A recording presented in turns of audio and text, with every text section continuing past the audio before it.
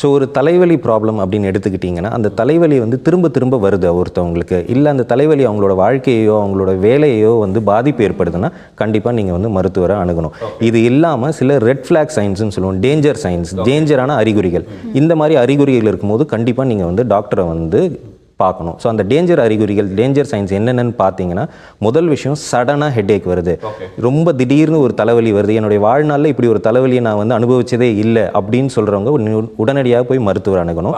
ரெண்டாவது விஷயம், குழந்தைங்களுக்கு வரக்கூடிய தலைவலி இல்லை 50 வயசுக்கு மேலே இருக்கக்கூடிய பெரியவர்களுக்கு வந்து தலைவலி இருந்துச்சுன்னா அது மிகப்பெரிய ப்ராப்ளமாக இருக்கிறதுக்கான வாய்ப்புகள் இருக்குது. அதெல்லாம் சொல்லி நம்ம என்னென்னு பார்க்கலாம். ஸோ இது இல்லாமல் ஒரு ப்ரெக்னெண்ட்டாக இருக்காங்க, அவங்களுக்கு முதல் முறை தலைவலி வருதுன்னா அதுவுமே வந்து ஏதாவது ஒரு டேஞ்சரான காரணங்கள்னால இருக்கக்கூடிய தலைவலியாக இருக்கலாம். இது இல்லாமல் உங்களுக்கு தலைவலி கூட ஜுரம் அதிகமாக வருது, கண் பார்வை மங்குது, இல்லை கண் பார்வை வந்து டபுளாக தெரியுது, இந்த மாதிரி விஷயங்கள் அறிகுறிகள்லாம் இருக்குன்னா நீங்கள் வந்து உடனே வந்து மருத்துவர் அணுகணும்.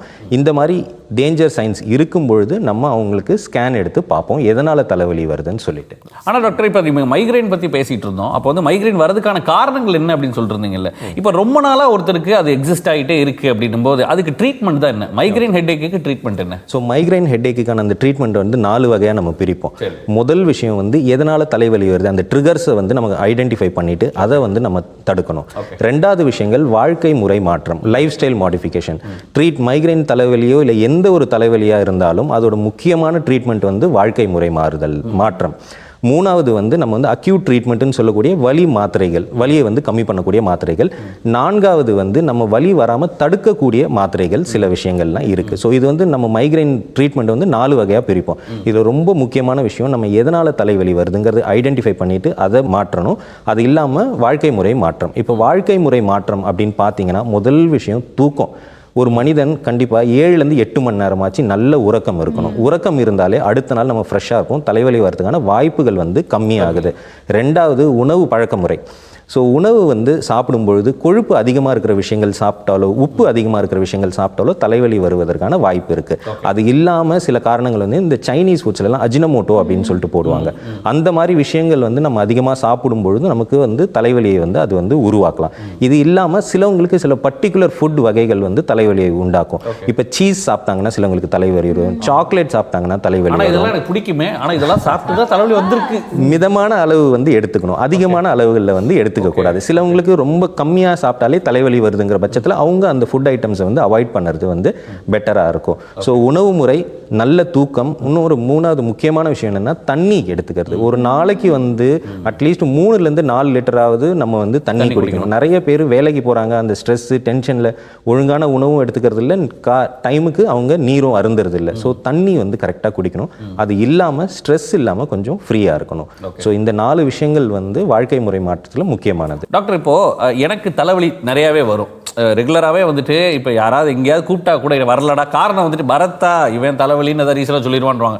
அப்போல்லாம் போயிட்டு நம்ம டக்குன்னு ஒரு மெடிக்கலில் ஒரு தலைவலிக்கு டேப்லெட் கொடுங்க, ஏன்னா காமனாக எல்லாரும் போய் கேட்குறது தலைவலி மாத்திரை கொடுங்க அப்படின்னு கொடுத்துருவாரு. இந்த தலைவலி அடிக்கடி வரதும் அதுக்கு உடனே ஒரு பெயின் கில்லர் போட்டு சரியாகிறதுன்றது நல்லதா? அதை பண்ணுறது எப்படி? இப்போ தலைவலிக்கான அந்த தலைவலி மாத்திரை அப்படின்னு பார்த்துக்கிட்டிங்கன்னா நிறைய வகையான மாத்திரைகள் இருக்குது. ரொம்ப காமனாக பேராசிட்டமல் இல்லை வலி மாத்திரைகள் வந்து நிறைய பேர் எடுத்துப்பாங்க. இந்த தலைவலி மாத்திரை வந்து அதிகமாக உபயோகப்படுத்த ஒரு மாதத்தில் ஒரு சிலவங்க வந்து 10-15 நாள் கூட வந்து தொடர்ந்து இந்த வலி மாத்திரைகள் உபயோகப்படுத்துவாங்க. அந்த மாதிரி உபயோகப்படுத்த அவங்களுக்கு அந்த வலி மாத்திரையோட எஃபெக்ட் வந்து கம்மியாக ஆரம்பிக்குது. அதனால் வந்து வலி மாத்திரை எடுத்துக்கிறதுனாலேயே அவங்களுக்கு வந்து தலைவலி வருவதற்கான வாய்ப்பு இருக்குது. அதை வந்து மெடிகேஷன் ஓவர் யூஸ் ஹெட்டேக் அப்படின்னு சொல்லிட்டு சொல்லுவோம். மாத்திரைகள், வலி மாத்திரைகள் நிறைய சாப்பிடுவதனாலேயே தலைவலி வரும் அவங்களுக்கு. ஸோ அதை வந்து மக்கள் வந்து புரிஞ்சிக்கணும். அதனால் வலி மாத்திரைகள் வந்து அவங்களுக்கு வலிக்கும் போதெல்லாம் போயிட்டு மெடிக்கல்ஸில் வாங்கி அந்த மாத்திரை சாப்பிடாமல் ஒரு மருத்துவர் அணுகி அதுக்கான முறையான சிகிச்சை எடுத்துக்கிட்டிங்கனாலே உங்களுக்கு வலி வர்றது வந்து கம்மியாகும். டாக்டர், யூனிவர்சல் ப்ராப்ளமாக இருக்கக்கூடிய ஹெட்டேக் பற்றி, தலைவலி பற்றி நீங்கள் சொல்ல எங்களுக்கு தலைவலி இருந்தாலும் அப்படியே போயிடும் போல இருக்கு.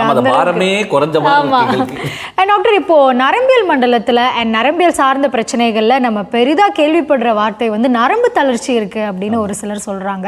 இந்த நரம்பு தளர்ச்சி எதனால ஏற்படுது, இதற்கான காரணங்கள் என்ன, சிகிச்சை முறைகள் என்னென்ன? ஓகே, ஸோ நரம்பு தளர்ச்சிங்கிறது ஒரு காமனாக யூஸ் பண்ணக்கூடிய, ஒரு பொதுவாக யூஸ் பண்ணக்கூடிய ஒரு டேர்ம். நரம்பு தளர்ச்சிங்கிறது என்னென்னா நம்மளுடைய மூளை மூளையில் இருக்க நரம்புகளோ இல்லை கை காலில் இருக்க நரம்புகளோ பலவீனம் அடைந்து போகிறது தான் வந்து நரம்பு தளர்ச்சி அப்படின்னு சொல்லிட்டு சொல்லுவோம். இப்போ மூளையில் இருக்க நரம்புகள் வந்து பாதிப்பு ஏற்பட்டுச்சுன்னா கை காலில் நடுக்கம் வரத்துக்கு வாய்ப்பு இருக்குது, நடக்கும் போது தடுமாற்றம் வரத்துக்கு வாய்ப்பு இருக்குது, அடிக்கடி அவங்க வந்து கீழே விழுந்து அடிபடுவதற்கான அந்த வாய்ப்பு இருக்குது. இது வந்து வயதாக நிறைய பேருக்கு வரக்கூடிய ஒரு பிரச்சனையாக இருக்குது. இது இல்லாமல் கை கால்களில் இருக்க அந்த நரம்புகள் வந்து பாதிப்பு ஏற்பட்டுச்சுன்னா அதை வந்து நியூரோபதி அப்படின்னு சொல்லிட்டு சொல்லுவோம்.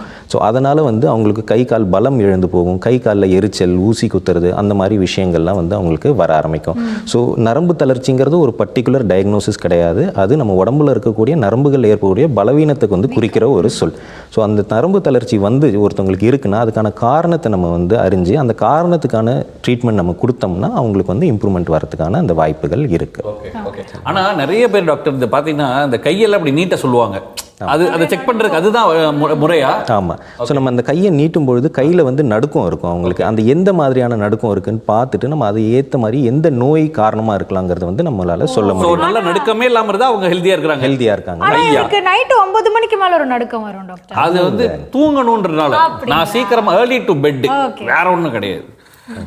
உனக்கு ஊட்டிக்கெல்லாம் போனால் நடுங்காது? ஊட்டிக்கு குளிரில் நடுங்கும். சரி டாக்டர், இப்போ நரம்புன்னு பேசும்போது இன்னொரு விஷயத்தை பற்றி பேசியாகணும். இந்த எபிலெப்சி ஃபிட்ஸ் அப்படின்றது, இந்த கை கால் வலிப்பு, இந்த மாதிரியான விஷயங்கள்லாம் பேசும்போது ஃபிட்ஸ் அப்படின்றது எதனால வருது, அண்ட் முக்கியமாக எபிலெப்சினா என்ன, ஃபிட்ஸ்னா என்ன, இதை பற்றி ஒரு புரிதல் கொடுங்க. ஸோ எபிலெப்சி இல்லை ஃபிட்ஸ் அப்படிங்கிறது நம்ம தமிழில் வந்து வலிப்பு நோய் அப்படின்னு சொல்லிட்டு சொல்லுவோம். இப்போ வலிப்பு அப்படின்னா என்னென்னா மூளையில் இருக்க நரம்புகள், ஒரு நரம்பு இன்னொரு நரம்பும் பேசிக்கிறது. இப்போ எப்படி நம்ம பேசுகிறோமோ அதே மாதிரி ஒரு நரம்பு இன்னொரு நரம்பு அந்த பேசிக்கிற அந்த விஷயம் வந்து ஒரு சின்ன கரண்ட் மாதிரி உள்ளார ஒரு மாறுதல் நடக்கும். ஆமாம், ஒரு ரசாயன மாறுதல்கள்னால, கெமிக்கல் மாறுதல்கள்னால ஒரு நரம்பு இன்னொரு நரம்பும் வந்து கம்யூனிகேட் பண்ணும்போது சின்னதாக ஒரு கரண்ட் வந்து ப்ரொடியூஸ் ஆகும்.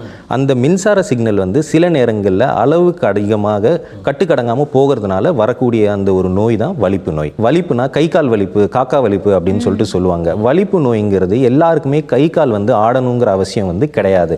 சிலவங்களுக்கு வந்து அப்படியே மயக்கம் போட்டு கீழே விழுந்துருவாங்க, சிலவங்களுக்கு கண்ணு மட்டும் இப்படி மேலே பார்த்துட்டு இருக்கும், சிலவங்களுக்கு இந்த வாய் மட்டும் இந்த மாதிரி துடிக்க ஆரம்பிக்கும், சிலவங்களுக்கு கை மட்டும் துடிக்க ஆரம்பிக்கும்.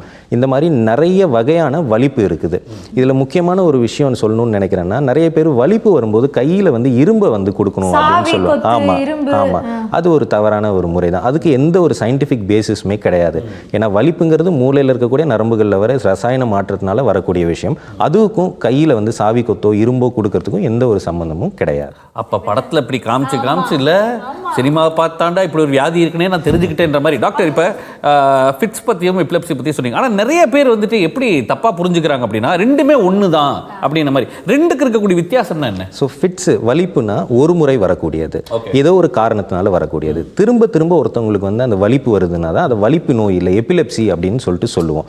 ஸோ இப்போ நான் ஒரு எக்ஸாம்பிள் சொல்கிறேன் உங்களுக்கு. இப்போ வந்து ஒரு சுகர் பேஷண்ட் இருக்காங்க, உடம்புல வந்து சுகர் அளவு ரொம்ப ரொம்ப கம்மியாக போயிடுது. அப்படிங்கிற பட்சத்தில் அவங்களுக்கு வந்து வலிப்பு வரதுக்கான வாய்ப்பு இருக்குது. ஏன்னா மூளைக்கு போகக்கூடிய ரத்த அளவு குறையிறதுனால அவங்களுக்கு ஃபிட்ஸ் வரும். அது வலிப்பு வருது. அது வாழ்க்கையில் ஒரு முறை அந்த சுகர் கம்மியாகிறதுனால வருது. அவங்களுக்கு திரும்ப திரும்ப ஃபிட்ஸ் வரதுக்கான வாய்ப்புகள் கிடையாது, அவங்க சுகரை நல்லா மெயின்டைன் பண்ணாங்கன்னா. ஆனால் எபிலெப்சி வலிப்பு நோய்ங்கிறது திரும்ப திரும்ப வரக்கூடிய ஒரு விஷயம். அதை கண்ட்ரோல் பண்ணுறதுக்காக தான் நம்ம வலிப்பு மாத்திரைகள் வந்து அவங்களுக்கு கொடுக்கறது.